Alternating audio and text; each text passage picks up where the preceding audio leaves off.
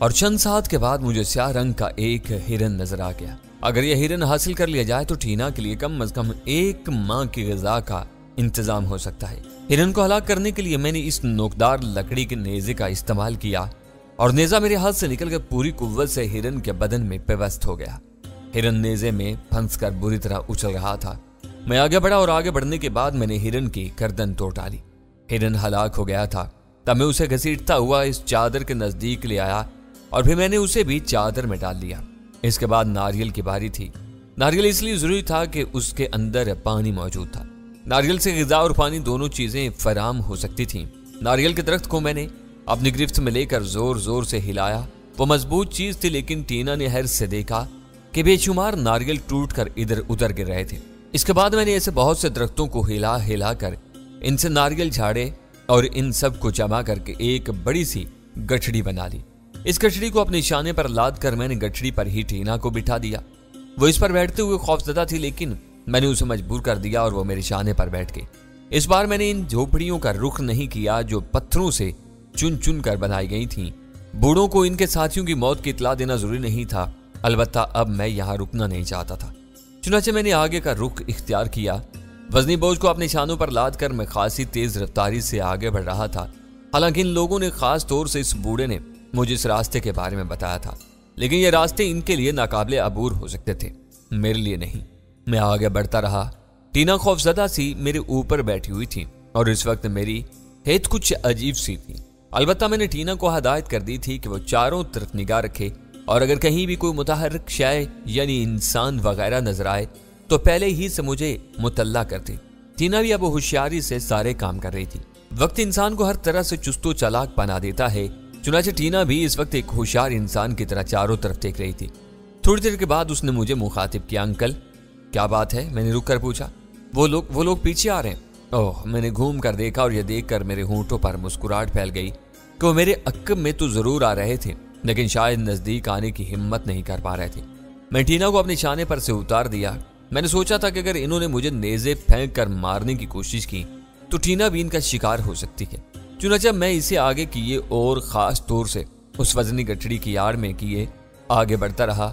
میری خواہش تھی کہ میں یہ طویل و عریض میدان عبور کر جاؤں اور میں چلتا رہا۔ ٹینا نے تھوڑی دور تک تو میرا ساتھ دیا۔ اس کے بعد مجھے تھکی تھکی سی نظر آنے لگی۔ تب میں نے اسے دوبارہ اٹھا کر اپنے شانے پر بٹھا لیا۔ پلٹ کر دیکھا تو اب وہ لوگ موجود نہیں تھے۔ یا تو تھک گئے تھے یا پھر چھپ کر میرے نزدیک آنا چاہتے تھے، لیکن جس میدان سے ہم گزر رہے تھے وہ اتنا وسیع و عریض تھا اور اس طرح ہموار تھا کہ وہاں کسی کے چھپنے کی گنجائش نہیں تھی۔ اس کا مطلب ہے کہ اگر وہ ہمارے پیچھے آ بھی رہے ہیں تو میدان کے سرے سے آگے نہیں بڑھے ہیں۔ ہم اس خشک اور وسیع میدان کو عبور کرتے رہے۔ تھوڑی دیر کے بعد ٹینا نے پیاس کی شکایت کی اور میں رک گیا۔ میں اس معصوم سی بچی کو تکلیف دینا نہیں چاہتا تھا، چنانچہ میں نے گٹھڑی سے ایک ناریل نکالا، کھونسا مار کر اسے توڑا اور پھر اس کا پانی ٹینا کے منہ کے سامنے کر دیا۔ ٹینا پانی پی کر پرسکون ہو گئی تھی۔ میں اور ٹینا چلتے رہے۔ ٹینا کبھی نیچے اتر جاتی اور جب میں اس کے انداز میں تھکن پاتا تو اسے شانے پر بٹھا لیتا۔ جنگل کا ایک چھوٹا سا ٹکڑا ہمیں اور عبور کرنا پڑا۔ یہاں خوش رنگ پھل موجود تھے جنہیں میں نے ٹینا کے لیے حاصل کر لیا اور پھر شام ہو گئی۔ ان لوگوں کے آثار دور دور تک نہیں تھے، پھر بھی میں ان سے غافل نہیں رہنا چاہتا تھا، اس لیے رات ہونے سے قبل اس جنگل سے نکل جانے کے لیے میں نے رفتار تیز کر دی۔ اب سردی شروع ہو گئی تھی۔ یوں بھی جوں میں آگے بڑھتا جا رہا تھا، موسم بدلتا جا رہا تھا اور گرمی کی شدت بالکل ہی ختم ہو گئی تھی۔ ٹینا آہستہ آہستہ کپکپا رہی تھی۔ جنگل کے دوسری جانب ڈھلان نظر آیا جو خاصی گہرائیوں میں چلا گیا تھا۔ میں ڈھلان سے اترنے لگا۔ خطرناک جگہ تھی، چھوٹے چھوٹے پتھر بکھرے ہوئے تھے اور ان پر سے پاؤں پھسل سکتا تھا۔ تاہم میں چلتا رہا اور پھر ایک کوہان نما چٹان کی آڑ میں نے اپنا مسکن بنایا۔ اب تاریکی پھیل گئی اور قرب و جوار کا ماحول کافی بھیانک نظر آنے لگا تھا۔ میں نے ٹینا کو کپڑوں میں لپیٹ کر ایک طرف بٹھا دیا اور خود چادر کھول کر دونوں خرگوش نکال لیے، پھر ان کی کھال ادھیڑی اور گوشت کا ایک ٹکڑا ٹینا کو دے دیا۔ آج ہمیں کچا گوشت ہی کھانا پڑے گا ٹینا، میں نے مسکراتے ہوئے کہا۔ ٹھیک ہے انکل، یوں بھی انسان کو حالات کے مطابق ہونا چاہیے، ٹینا نے کہا اور میں ہنس پڑا۔ تم اب خوب سمجھدار ہوتی جا رہی ہو۔ ہاں انکل، میں سمجھ رہی ہوں آپ میرے لیے کیا کر رہے ہیں۔ کیا آپ نے ان لوگوں کو میری وجہ سے نہیں مارا؟ ارے تم نے یہ اندازہ بھی لگا لیا۔ ہاں انکل، لیکن وہ مجھے آپ سے کیوں مانگ رہے تھے؟ بس پاگل تھے، میں نے مختصراً کہا۔ اب اس معصوم بچی کو ان کی دیوانگی کے بارے میں کیا بتاتا؟ ٹینا خاموش ہو گئی۔ میں نے دیکھا وہ کچے گوشت کو بڑے ذوق و شوق سے کھا رہی تھی۔ پھر اس نے 2 ناریلوں کا پانی پیا اور مطمئن ہو گئی۔ انکل، تھوڑی دیر کے بعد وہ بولی، اب کیا ہوگا؟ ہم کہاں جائیں گے؟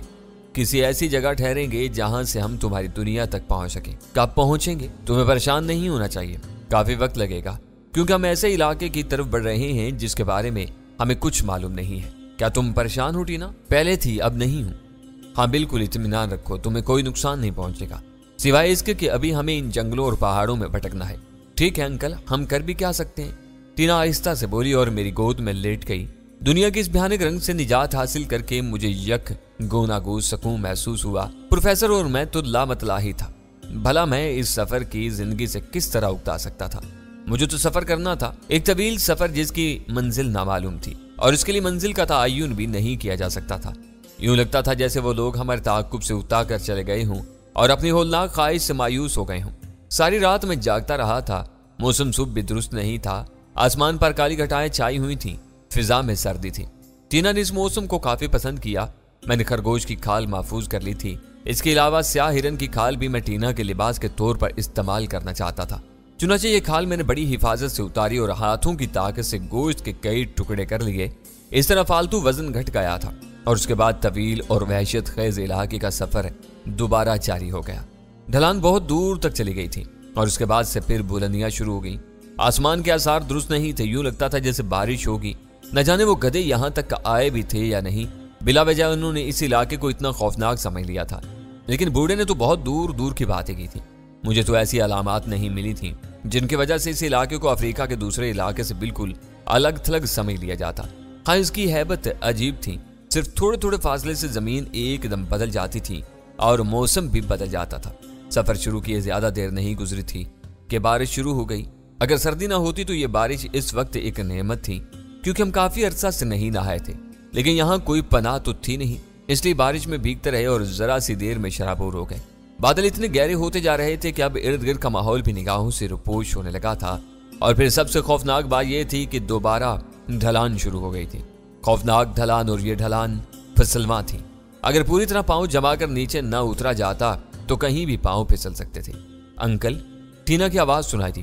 انکل مجھے اتار لیں، اندھیرا کس طرح پھیلتا جا رہا ہے۔ نہیں ٹینا، نیچے اترنے کی جگہ نہیں ہے، بیٹھی رہو اور موسم برداشت کرو، میں نے کہا، اور وہ خاموش ہو گئی۔ بارش موسلا دھار ہو رہی تھی، بادل اس طرح گرے رہے تھے کہ کانوں کے پردے پھٹے جا رہے تھے، لیکن رکنا بیکار تھا۔ چلتے رہنے سے کم از کم یہ امید تو تھی کہ ممکن ہے کوئی پناہ گاہ مل جائے۔ بجلی کی چمک سے آگے کے ماحول کو دیکھتا ہوا میں نیچے اترتا رہا۔ ٹینا میری شانے سے بالکل چمٹ گئی تھی اور میں دل ہی دل میں ہنس رہا تھا۔ دفعتاً بجلی چمکی اور میری آنکھوں کے سامنے ایک جنگل نمودار ہوا۔ یہ جنگل بھی ڈھلوان پر تھا اور زیادہ دور نہیں تھا۔ میں نے رفتار تیز کر دی اور تھوڑی دیر کے بعد ہم دونوں جنگل میں داخل ہو گئے۔ جنگل میں پہنچ کر قدرے سکون محسوس ہوا، کیونکہ یہاں ہوا کے تھپیڑے اور بارش کا زور نہیں تھا۔ جنگل کافی گھنا تھا اور بڑے بڑے درخت پھیلے ہوئے تھے۔ ایک بالکل محفوظ جگہ پر ٹینا کو میں نے بٹھا دیا۔ اس کے بالوں سے پانی کی دھاریں بہ رہی تھیں اور دانت بج رہے تھے۔ مجھے خطرہ تھا کہ کہیں وہ دوسری بیماریوں یا سردی کا شکار نہ ہو جائے۔ ٹینا تم اپنا لباس اتار دو، میں نے کہا، اور وہ معصومیت سے تیار ہوگی۔ اس نے اپنا لباس اتار دیا اور میں نے ہرن کی کھال جو بارش سے خود بخود دھل گئی تھی نہایت فنکارانہ انداز میں اس کے گرد لپیٹ دی۔ کھال کے سرے میں نے اس کے جسم سے باندھ دیے تھے۔ اس کے بعد خرگوش کی کھال میں نے اس کے بالوں پر پہنا دی۔ اس حیث میں ٹینا عجیب و غریب ہو گئی تھی، لیکن بہرحال اس سے سکون محسوس ہوا اور وہ مسکرانے لگی۔ واہ انکل، اب تو میں ایسی بکری لگ رہی ہوں گی جس کا بدن سیاہ اور سر کے بال سفید ہوتے ہیں۔ اس نے مسکراتے ہوئے کہا اور اس کی ہنسی سے مجھے بے حد خوشی ہوئی۔ لڑکی اب مصائب کی عادی ہوتی جا رہی تھی اور اس نے عام چیزوں سے خوفزدہ ہونا چھوڑ دیا تھا۔ مجھے اس کی حوصلہ مندی سے بڑی تقویت ہوئی، لیکن اس کے باوجود میں نے اس وقت بارش میں آگے کا سفر مناسب نہیں سمجھا اور یہیں رکنا بہتر خیال کیا۔ گھنے درختوں کے نیچے بارش بے اثر ہو گئی تھی، اور حالانکہ وہ مسلسل جاری تھی اور بجلی کی کڑک اور بادلوں کی گرج سے اس کی تیزی کا اندازہ ہوتا تھا۔ ٹینا پھر پرسکون انداز میں میری گود میں سما گئی۔ اسے میرے اوپر بے پناہ اعتماد ہو گیا تھا، اور اس کے قرب سے مجھے ایک ایسی مسرت کا احساس ہوتا تھا جس کے بارے میں خود بھی نہیں فیصلہ کر پاتا تھا کہ یہ کیسا جذبہ ہے۔ بارش جاری رہی۔ اب تو وقت کا اندازہ لگانا بھی مشکل تھا۔ جانے کیا وقت ہوا تھا جب میرے کانوں میں ہلکی سی کڑکڑاہٹ گونجی۔ میں آوازوں سے شناسا تھا۔ میں نے ٹینا کی طرف دیکھا، وہ جاگ رہی تھی۔ چنانچہ میں نے اسے آہستہ سے نیچے اتار دیا اور خود اپنا نیزہ اٹھا لیا۔ میری نگاہیں اس آواز کو تلاش کر رہی تھیں और फिर सिर्फ चंद गज के फासले पर, इतना करीब कि मैं तसव्वुर भी नहीं कर सकता था, मैंने एक बड़ी नस्ल के शेर को देखा जिसकी गर्दन के बालों का गुच्छा बारिश के पानी से शराबूर होकर नीचे लटक गया था। शेर इतना हैबतनाक था कि उसे देखकर खौफ महसूस होता था। मैं तैयार हो गया। इस बारिश में शेर से जंग खासी मुश्किल चीज थी, लेकिन टीना को बचाने का मामला था। शेर बिल्कुल नजदीक आ गया था। उसकी चमकदार आंखें हम दोनों पर जमी हुई थीं। शेर जैसे खूनखार जानवर की खसलत मेरी निगाहों से पोशीदा नहीं थी, लेकिन शदीद बारिश और इस माहौल में मैंने साफ महसूस किया कि उसके अंदाज में वो जारहियत नहीं है जो होनी चाहिए थी, और उसकी गर्दन तनी हुई नहीं बल्कि लटकी हुई थी। आंखें इस अंदाज में जमी हुई थी जैसे मुंतजिर हो कि अगर हमारी तरफ से किसी जारहियत का शुबा हो तो फिर वो जवाब के लिए तैयार हो जाए। दूसरे लम्हे मैंने सोचा कि शायद बारिश और तूफान की वजह से शेर किसी हमले के लिए तैयार नहीं है, बल्कि सिर्फ पनाह लेने की गर्ज से इस तरफ आ गया है। शेर जैसे जानवर के ज़र्फ का अंदाजा मुझे था। इस वक्त अगर वो शरारत नहीं करना चाहता था तो उसको ना छेड़ना ही बेहतर होगा। यकीनी तौर पर वो हमारे लिए नुकसानदेह नहीं हो सकता। चुनाचे मैंने नेजा सीधा कर लिया और अपनी जगह साकत व जामद खड़ा उसकी तरफ देखता रहा। शेर हमसे कुछ फासले पर दरख्त के नीचे चला गया था। थोड़ी देर तक वो इस इंतजार में खड़ा रहा कि मुमकिन है हम उसके खिलाफ कोई कार्रवाई करें तो वह हमें जवाब दे, लेकिन जब उसे इत्मीनान हो गया कि मुकाबिल भी जारहियत पर आमादा नहीं है तो वह आहिस्ता आहिस्ता अपनी जगह बैठ गया। शेर के बैठ जाने के बाद मेरे होंठों पर मुस्कुराहट फैल गई थी। मैंने टीना की जानिब देखा। वो इस खतरे से बेनियाज इत्मीनान से आंखें बंद की लेटी थी। ताहम होशियार रहना बेहद जरूरी था। बारिश मुसलसल जारी थी और शेर इसी तरह दरख्त के नीचे बैठा रहा। शेर निगले पंजों पर थोड़ी रख ली थी और खामोश बैठा रहा था। फिर जब बारिश थमी तो शेर अपनी जगह से उठकर किसी समत चल गया। मैंने सुकून की गहरी सांस ली थी। उसके बाद का वक्त इत्मीनान से गुजरा। बारिश का शोर रुक चुका था और सूरज अपनी पूरी आबोताब के साथ निकल आया था। टीना भी जाग गई थी और इस लिबास में वाकई अजीबो गरीब लग रही थी। उसने अपने आप को देखा और फिर मुझे देखकर हंस पड़ी और मुझे हंसती हुई ये बच्ची बेहद भली लग रही थी। अंकल, मैंने सही कहा था ना, मैं सफेद सर वाली बकरी लग रही होंगी? नहीं, बल्कि हिरन और खरगोश का इम्तिजाज, मैंने हंसते हुए जवाब दिया और टीना इस बात पर काफी देर तक हंसती रही। टीना, तुम कोई तकलीफ तो महसूस नहीं कर रही? चंद साथ के बाद मैंने पूछा, कैसी तकलीफ अंकल? मेरा मतलब है रात की बारिश की बिना पर तुम्हें कोई ऐसा नुकसान तो नहीं पहुंचा जिसकी वजह से तुम्हें कोई तकलीफ महसूस हो? नहीं अंकल, मैं ठीक हूँ। बहरहाल इसके बाद हमने उस जंगल को अबूर किया और फिर एक नाहमवार जगह तक आ पहुंचे। बुलंदियां बतदरीज थीं। टीना उन्हें आसानी से अबूर कर रही थी और सूरज सर पर आया तो अचानक हमारे रास्ते का इख्तिताम हो गया। लेकिन इस इख्तिताम के बाद हमें जो कुछ नजर आया वो वाकई ओसान खता कर देने वाला था। जिस जगह हम खड़े हुए थे वो एक ताहद्दे निगाह फैली हुई दीवार की हैसियत रखती थी। ये दीवार सीधी और सपाट थी और इसकी गहराइयों में देखना दिल गुर्दे का काम था। इतनी नीचे कि आंख हद तक न पहुंच सके। नीचे कोई शहद चमक रही थी, शायद पानी होगा। बिलाशुबा इस जगह को अजायबात दुनिया में शुमार करना गलत न होगा। दीवार के तकरीबन 6 गज नीचे एक चट्टान उभरी हुई थी और इस चट्टान से एक कुदरती फल दूसरी तरफ की दीवार तक गया था। लेकिन ये फल गोल और तकरीबन 3 फुट गोलाई में तिरछी हुई चट्टान का फल था। इसका दूसरा सिरा तकरीबन 100 गज दूर इसी अंदाज की एक दूसरी दीवार से मिला हुआ था। लेकिन इस पुल को अबूर करने का तसव्वुर दीवानगी के सिवा और कुछ नहीं था। इस गोल चट्टान पर बारिश और नीचे की नमी की बिना पर काही जमी हुई थी। इस काही से गुजरना मौत के अलावा कुछ नहीं था। मैं ताज्जुब से इस अजीबो गरीब पुल को देख रहा था। मुहज़्ज़ब वहशी इंसानों ने दुरुस्त कहा था, इस वादी का सिलसिला दूसरी तरफ से मुनक़ता था। यकीनन अगर इस दीवार के दूसरी तरफ वहशियों की बस्तियां मिलेंगी तो भी इस तरफ आने की जुर्रत न कर पाते होंगे। गोया वहशी यहाँ तक आ चुके हैं। टीना ने बेचैन निगाहों से मुझे देखा और मैं मुस्कुरा दिया। क्या तुम इस पुल को अबूर कर सकती हो? कर तो सकती हूँ अंकल, लेकिन आप मुझे सहारा देकर नीचे उतारें। टीना ने आगे बढ़ते हुए कहा और मैंने जल्दी से अपनी इस बहादुर साथी को पकड़ लिया। मैं इस बेनियाजाना इकदाम पर उसे बेख्तियार चूम रहा था। मासूमियत भी क्या चीज होती है, मैंने सोचा। गोया इस पुल को अबूर करने में हमें कोई दिक्कत नहीं होगी। मैंने उसे देखते हुए कहा, हाँ बस हम नीचे ना गिर पड़े। टीना बोली, तब ऐसा करते हैं टीना कि मैं तुम्हें अपनी पूंछ से बांध दूं और उसके बाद हम ये पुल अबूर करें। ऐसा कर लें अंकल, टीना ने जवाब दिया।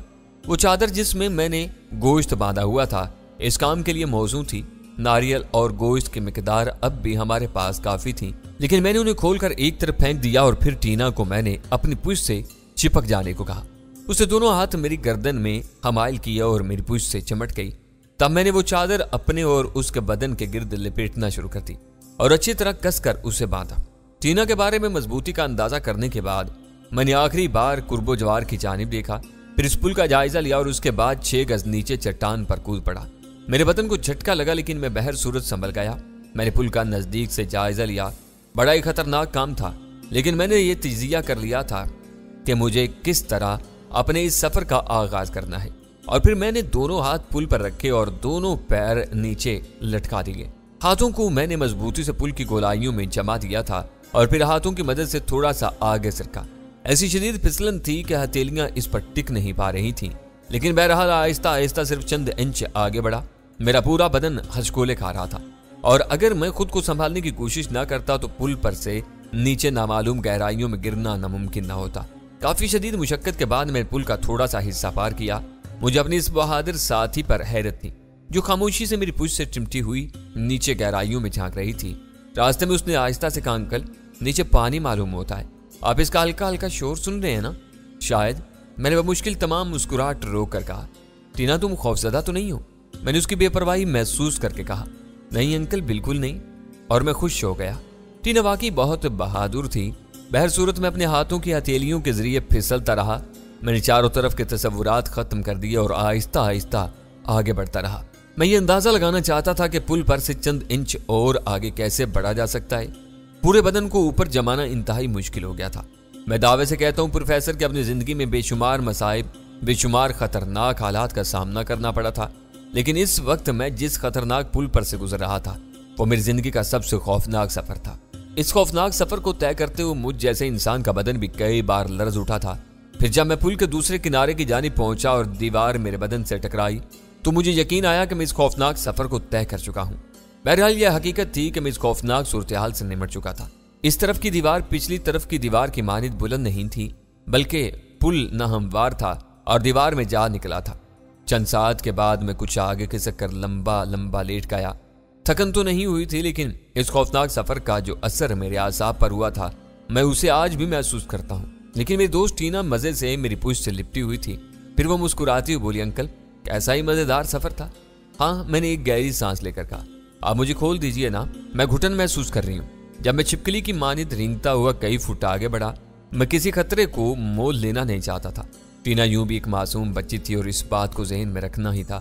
تھوڑی دور جانے کے بعد میں نے اسے کھول دیا اور پھر چند ساعت آرام کے بعد کھڑا ہو گیا۔ میرے سامنے ایک سرسبز و شاداب وادی پھیلی ہوئی تھی اور وادی کے اختتام پر مجھے عجیب ساخت کی جھونپڑیاں نظر آئیں، گویا میں افریقہ کے تاریک علاقوں میں رہنے والے وحشیوں کے نزدیک پہنچ گیا تھا۔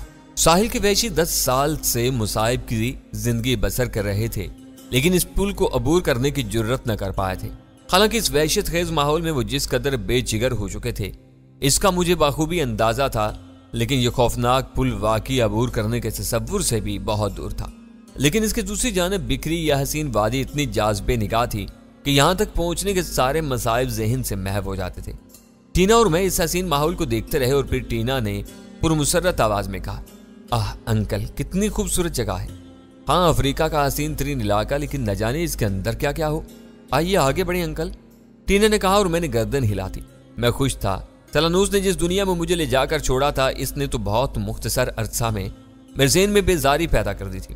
اگر میں بھی پرسکون دنیا میں نہ آ جاتا تو کہہ نہیں سکتا تھا کہ میری ذہنی کیفیت کیا ہوتی۔ یا مصائب تھے لیکن اس کے ساتھ ساتھ سکون تھا، اور وہ ہنگامے نہیں تھے جہاں رہنے والے کسی کے دوست نہیں ہوتے۔ ایک طرح سے مجھے ماضی کا سکون مل گیا تھا۔ تہذیب نے جتنی ترقی کی الجھتی چلی گئی۔ انسان خود اپنے جال میں پھنس کر عقل کھو بیٹھا اور بے عقلی نے اسے دوسرے انسان سے متنفر اور سازشی بنا دیا۔ یا اس ماحول میں سازشیں نہیں تھی۔ ہاں، آگے کی بات میں نہیں کر سکتا تھا، آگے نہ جانے کیا ہو، اور ہم آگے بڑھتے رہے۔ وادی کے ایک سرے پر ایک چمکدار ندی بہتی نظر آ رہی تھی۔ فاصلہ کافی تھا، ویسے یہاں شدید سردی کا احساس بھی نہیں تھا، بس معتدل موسم تھا جس میں کسی بے سکونی کی کیفیت نہیں تھی۔